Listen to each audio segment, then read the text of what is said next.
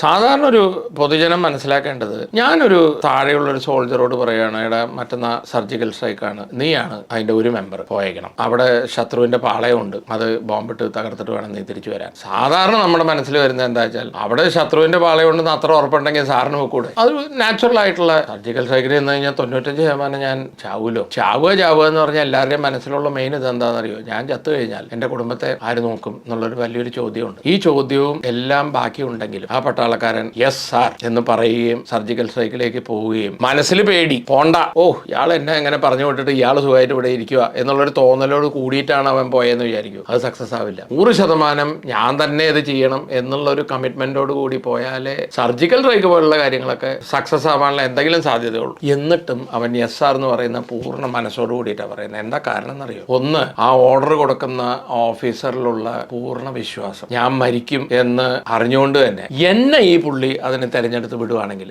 ഞാൻ പോയാൽ മാത്രമേ ഈ കാര്യം നടക്കുകയുള്ളൂ എന്നെന്റെ ഓഫീസർ തീരുമാനിച്ച് പറയുവാണെങ്കിൽ, സാർ ഇതിൽ എന്തോ കണ്ടിട്ടുണ്ട്, ഞാൻ ജീവനുണ്ടെങ്കിൽ ആ ശത്രുവിന്റെ പാളയെ ഞാൻ തകർത്തിരിക്കും എന്ന് പറയുന്ന ആ ഒരു വിശ്വാസം, അത് മറ്റേ പട്ടാളത്തിന്റെ പുറത്തേക്ക് ഞാൻ ആരെയും കുറ്റം പറയുമല്ല. ഈ വിശ്വാസം അതിന്റെ വേറെ കഥയുണ്ട്. ചിലവരൊക്കെ വിശ്വാസം അതല്ലേ എല്ലാം എന്നൊക്കെയാണ് പഞ്ച് ലൈൻ ഒക്കെ ഉള്ളത്. ആ വിശ്വാസം വേറെ, ഞാൻ ഈ പറയുന്ന വിശ്വാസം വേറെ. കാരണം ഇത് മരണത്തിന്റെ വിശ്വാസമാണ്.